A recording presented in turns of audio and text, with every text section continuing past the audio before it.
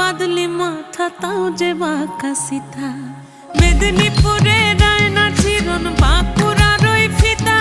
আর যতন করে বাঁধলি মাথা তাও যে বাঁকা সিথা